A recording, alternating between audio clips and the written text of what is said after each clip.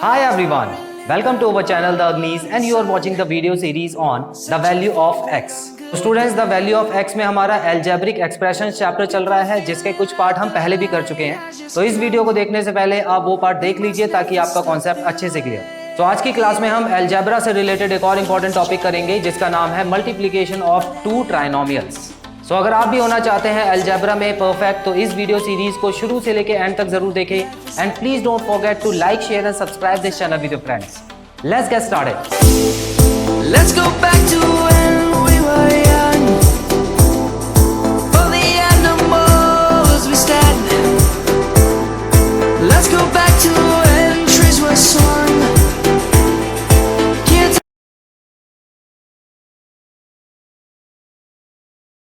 तो चलिए student start करते हैं आज की क्लास और जिसका सबसे पहला टॉपिक है multiplication of a binomial and a trinomial. So हम already multiplication of binomial with binomial कर चुके हैं, दोनों का मल्टीप्लीकेशन कर चुके हैं और हम मोनोमियल और बाइनोमियल को मल्टीप्लाई करना भी सीख चुके हैं। उसके अलावा मोनोमियल से मोनोमियल भी मल्टीप्लाई करना हम सीख चुके हैं। सो इतना जान लेने के बाद अब ट्राइनोमियल को इंट्रोड्यूस करने की बारी आती है। तो बाइनोमियल मल्टीप्लाई बाय ट्राइनोमियल जो कि हम आज की क्लास में करेंगे। Clear students? और ट्राइनोमियल क्या होता है एक बार और मैं बता देता हूं हमेशा की तरह। देखिए अगर तीन टर्म होती है किसी भी एल्जेब्रिक एक्सप्रेशन में, तीन टर्म हो तो उसको आप बोलेंगे ट्राइनोमियल। और तीन टर्म कैसे पता लगता है? बीच में अगर प्लस माइनस का साइन होता है तो वो दो अलग टर्म बन जाती है। तो आप यहां देख सकते हैं यहाँ पे एक बार प्लस का और एक बार माइनस का साइन आ रहा है। इसकी वजह से ये जो पूरा एक्सप्रेशन है ये तीन टर्म में बट गया है, जिसमें फर्स्ट टर्म ये है, सेकंड टर्म ये है और थर्ड टर्म ये है। तो ये ट्राइनोमियल होता है। और बाइनोमियल क्या होता है? जिसमें दो टर्म्स होती हैं।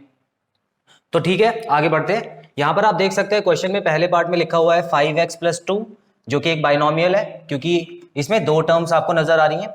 और उसके बाद ब्रैकेट में लिखा है 2x² - 3x + 5 और ये एक ट्राइनोमियल है क्योंकि इसमें दो साइन आपको नजर आ रहे हैं प्लस माइनस के। तो क्लियर? आपको पहचानना मैंने अच्छे तरह सिखाया है पहले के पार्ट्स में, लेकिन मैंने दोबारा से एक बार रिवाइज करा दिया। अब आपको क्या करना है इस क्वेश्चन को सॉल्व करने के लिए बिल्कुल सेम मेथड जो कि हमने लास्ट क्लास में किया था बाइनोमियल से बाइनोमियल को मल्टीप्लाई करते टाइम, वही आपको फॉलो करना है। अब वो कैसे? देखिए सबसे पहले ये वाला जो फर्स्ट टर्म होती है इसको आपको तीनों टर्म से मल्टीप्लाई करना है with sign convention. Sign convention का ध्यान रखते हुए आपको आगे बढ़ना है।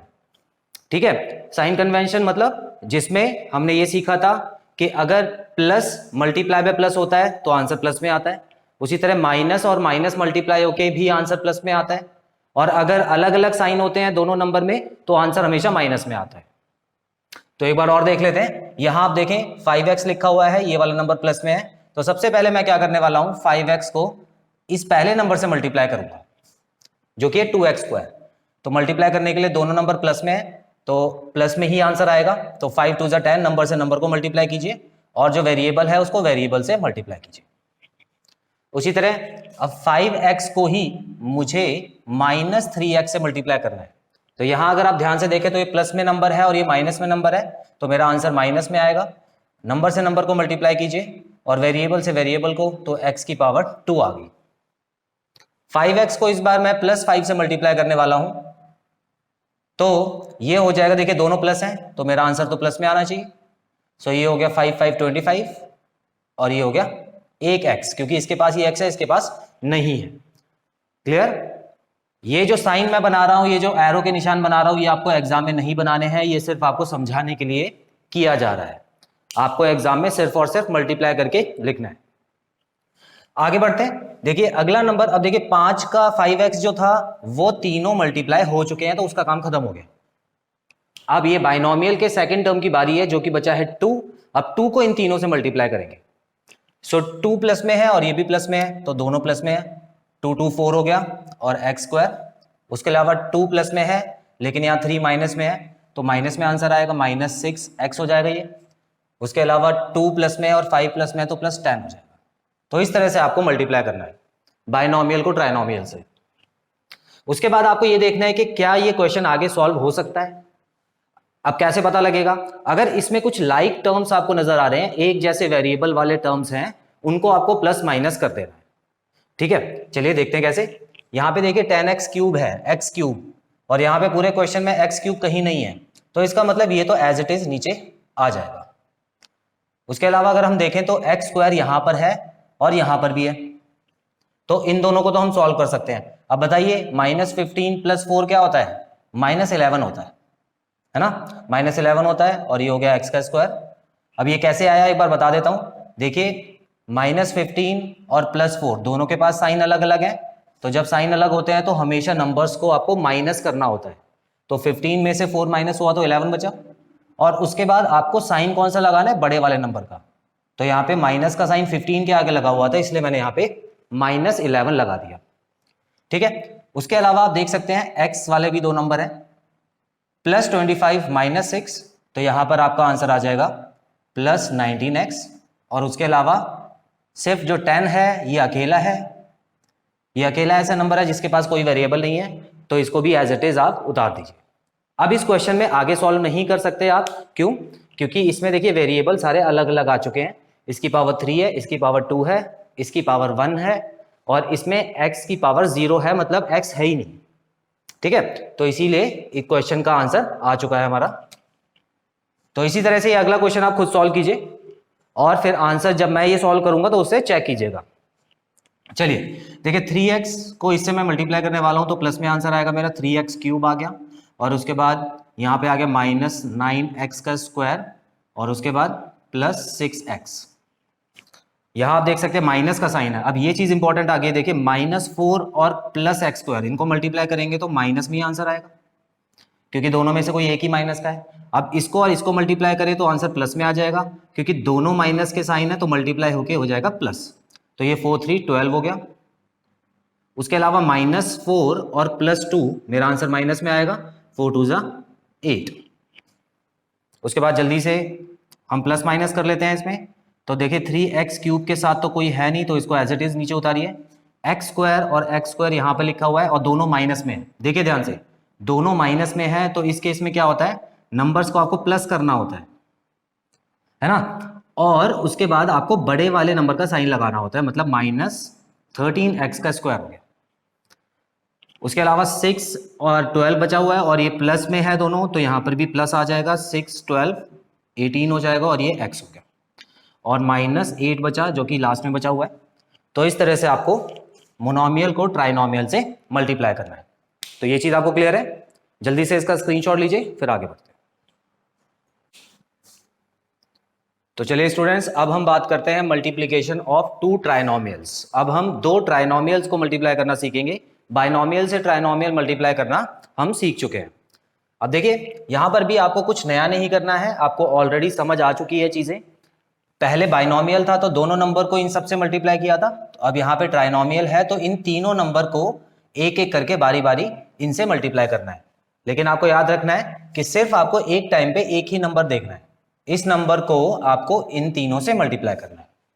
ठीक है, चलिए स्टार्ट करते हैं। यहाँ आप देख सकते हैं 2x² है, और साइन को आप फॉलो करेंगे ही करेंगे। 2x², और यहाँ पे x² है, तो सबसे पहले इन दोनों को मल्टीप्लाई किया, तो ये आ गया 2x पावर 4।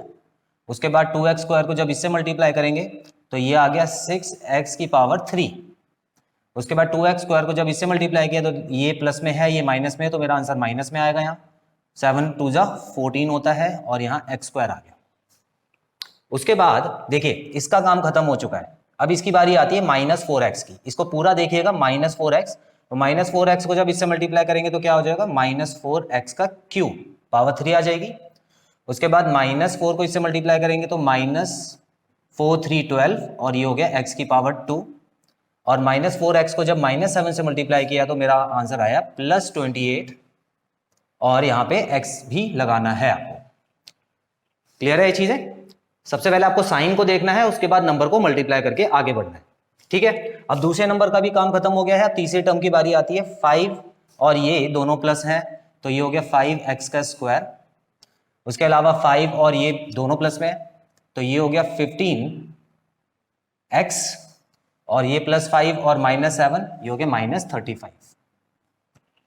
तो यहां पर आप काउंट भी करके देख सकते हैं, देखिए 3 3 9 मतलब 3 इंटू 3 9 होता है, तो यहाँ पे 9 टर्म्स आनी चाहिए आपकी, 1 2 3 4 5 6 7 8 9, तो टोटल 9 टर्म्स आनी चाहिए।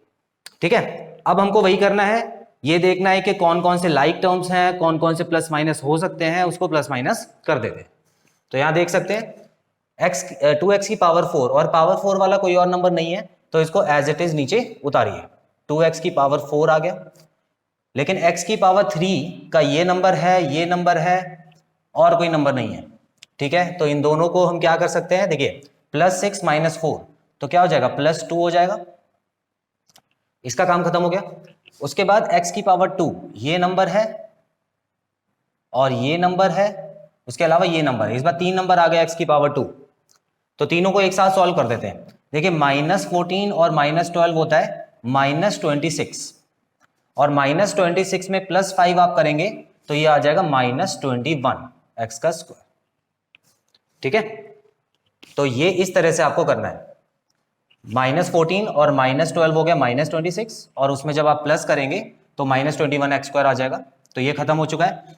इसके बाद बारी आती है x की, तो ये एक नंबर है, ये एक नंबर है, तो +28 और +15 हो जाता है +43 x, और ये भी कंप्लीट हो गया। अब बचता है -35 जो कि सिर्फ और सिर्फ एक कांस्टेंट है, तो इसको आप इस तरह से लिख दीजिए। अब आप देख सकते हैं स्टूडेंट्स, यहां पर कोई भी पावर एक जैसी नहीं है, तो ये क्वेश्चन आगे सॉल्व नहीं हो सकता, तो फिलहाल जो आपका आंसर है वो यही है। क्लियर, बहुत इजी है, 2 ही स्टेप करने हैं आपको, साइन कन्वेंशन को फॉलो करना है, उसके बाद नंबर्स को मल्टीप्लाई करना है और वेरिएबल्स को मल्टीप्लाई करना है। ठीक है, उसी तरह आप ये वाला क्वेश्चन खुद सॉल्व करेंगे, मैं आपके सामने अभी कर रहा हूं। तो -3x स्क्वायर, और ये देखिए दोनों में कौन सा एक नंबर माइनस में है, तो यहां पे मैंने लिख दिया -12 x की पावर 4। उसके बाद यहां देखिए दोनों नंबर माइनस में है, ये माइनस में था पहले और ये प्लस में था, तो यहाँ पे माइनस में आया। ठीक है, तो ये माइनस में था, ये प्लस में था, तो इसलिए यहाँ पे माइनस में आया। अब जो मैं आपको बता रहा हूँ, यहाँ माइनस है, यहाँ माइनस है, तो दोनों प्लस में आ जाएंगे, तो 3 2 6 x की पावर 3। उसके बाद इसको और इसको मल्टीप्लाई करके भी ये प्लस में आएगा, +3x का स्क्वायर। तो ये वाली टर्म का काम खत्म हो चुका है। उसके बाद -6 वाली टर्म का काम शुरू होगा। तो -6 को जब इससे मल्टीप्लाई करेंगे तो आंसर माइनस में आएगा, 6 4 24 x की पावर 3। -6 को जब इससे मल्टीप्लाई करेंगे तो प्लस में आंसर आएगा, +12 x की पावर 2, और -6x को जब यहाँ पे मल्टीप्लाई करेंगे तो ये भी प्लस में आएगा, +6x। क्लियर है? ठीक है, आगे बढ़ते हैं, इसका भी काम खत्म हो गया। अब नंबर 2 की बारी बची है। तो यहाँ पर आप देख सकते हैं 2 × 4 होता है 8x का स्क्वायर, 2 × -2 तो हो गया -4x, -4x आ गया ये। उसके अलावा 2 × -1 ये आ जाता है -2, -2 आ गया यहाँ पे। ठीक है, अब अगला स्टेप क्या रहेगा हमारा, प्लस माइनस करना है इसको। देखिए x की पावर 4 का कोई भी टर्म नहीं है, तो यहाँ पे तो आप लिख दीजिए -12 x की पावर 4। उसके अलावा x³ के 2 टर्म आपको नजर आ रहे हैं, तो ये देखिए प्लस में है, ये माइनस में है, तो आंसर तो माइनस में आएगा, और इन दोनों को माइनस करके लिखिए -18 x की पावर 3। x की पावर 2 में कितने नंबर हैं, 1 2 3 नंबर हैं। तो यहाँ देखिए तीनों नंबर प्लस में है, तो आसान हो जाएगा, ये हो गया 15, 15 और 8 होता है 23, तो यहाँ पे तो आप लिख दीजिए +23। तो x की पावर स्क्वायर का भी खत्म हो गया। अब सिर्फ x वाले नंबर्स को देख लेते हैं, एक ये नंबर है, एक ये नंबर है, तो +6 - 4 तो ये हो गया +2x। उसके अलावा -2 अकेला बचा हुआ है, तो यहाँ पे -2 लगा दीजिए। तो ये जो है आपका आंसर आ चुका है, इससे आगे क्वेश्चन सॉल्व नहीं होगा। तो आई होप आपको क्लियर है ये पॉइंट, जल्दी से इसका भी स्क्रीनशॉट ले लीजिए। फ्रेंड्स फ्रैक्शन का क्वेश्चन भी देख लेते हैं। यहाँ पर आप देख सकते हैं ट्राइनोमियल मल्टीप्लाई बाय ट्राइनोमियल है, बट इस बार क्वेश्चन जो है वो फ्रैक्शन में है। और जब फ्रैक्शन में आ जाए क्वेश्चन, तब भी आपको बिल्कुल उसी तरह करना है जैसे हम लोग अभी करते आए हैं। लेकिन कुछ बच्चे जिनको कैलकुलेशन में थोड़ी सी प्रॉब्लम होती है, तो वो अलग से लिख के भी कर सकते हैं। अलग से लिखने का मतलब है कि आप रफ का एक कॉलम बना लें, रफ वर्क का एक कॉलम बनाइए, और उसमें जो भी नंबर्स आपको यहां पर दिख रहे हैं उनको आप साइड में करके भी मल्टीप्लाई कर सकते हैं। लेकिन आप एक्स्ट्रा स्टेप मत लीजिए, क्योंकि जब ज्यादा स्टेप्स में क्वेश्चन करते हैं तो वहां पे जरूर कोई ना कोई कैलकुलेशन मिस्टेक हो जाती है। ठीक है, तो अब आपको मैं बता रहा हूं किस तरह से आपको ये करना है। तो देखिए 1/2 एक्स का स्क्वायर, और ये सबसे पहले मैं इस टर्म को इन तीनों से मल्टीप्लाई करने जा रहा हूं। तो यहां पर मैं देख रहा हूं कि फ्रैक्शन है, तो फ्रैक्शन में मैं क्या करूंगा, सिर्फ और सिर्फ नंबर्स जो हैं सबसे पहले 1/2 और 4/5 को मल्टीप्लाई करना है। 1/2 मल्टीप्लाई बाय 4/5 ऐसे ही करते हैं हम। अब यहां पर आप देख सकते हैं ये दोनों नंबर कट रहे हैं, तो ये मेरा 2/5 अल्टीमेट बचा। तो इस तरह से रफ वर्क में करके आप यहाँ पे 2/5, और ये देखिए अब वेरिएबल में मल्टीप्लाई करना होगा एक्स स्क्वायर और वाई स्क्वायर, तो यहाँ पे एक्स स्क्वायर और यहाँ पे वाई स्क्वायर आ गया। इस तरह से कर सकते हैं आप, ये इजी मेथड रहेगा। उसके बाद देखिए 1/2 को इससे मल्टीप्लाई करना है, और दोनों में एक प्लस में है एक माइनस में है, तो मेरा आंसर तो माइनस में आएगा। अब 1/2 और 1/2, देखिए 1/2 और 1/2 को यहाँ पे लिख दीजिए। अब यहाँ माइनस लगाने की जरूरत नहीं है आपको, क्यों, क्योंकि आपने ऑलरेडी यहाँ पे माइनस लगा दिया है। अब आप सिर्फ नंबर को कैलकुलेट करके 1/4 सीधा लिख सकते हैं। तो ये इन दोनों को जब मैंने मल्टीप्लाई किया तो मेरा आंसर आ गया 1/4 एक्स स्क्वायर, और यहां पर भी एक्स स्क्वायर है, तो ये हो गया एक्स की पावर 4। पावर बहुत ध्यान से लगाइएगा देख के, ठीक है। तो आप देख लीजिए यहाँ पे एक्स स्क्वायर था, यहाँ पर भी एक्स स्क्वायर था, तो इसीलिए मैंने एक्स की पावर 4 लगा दी। अब इसकी बारी है और इसकी बारी है, तो यहाँ पर तो देखिए इसको तो रफ में लिखने की भी जरूरत नहीं पड़ेगी, क्योंकि यहाँ पर 1 को 7 से मल्टीप्लाई कर दीजिए और नीचे 2 आ जाएगा और एक्स सी स्क्वायर। क्लियर? तो इस तरह से आप करें तो मेरे ख्याल से बेटर रहेगा। वैसे आपके टीचर्स और भी मेथड बताएंगे आपको, तो जो आप करना चाहें वैसे कर सकते हैं। ठीक है, उसके बाद ये वाली टर्म की बारी आती है जिसमें -2/3 वाई स्क्वायर लिखा हुआ है। तो इस टर्म को सबसे पहले मैं इससे मल्टीप्लाई करूंगा।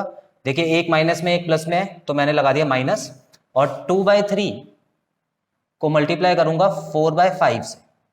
तो देखिए इसमें कुछ कट तो रहा नहीं है, तो सामने वाले को सामने वाले से मल्टीप्लाई किया जाता है, तो 8/15 हो गया। तो यहाँ पे मैं लिख सकता हूँ -8/15।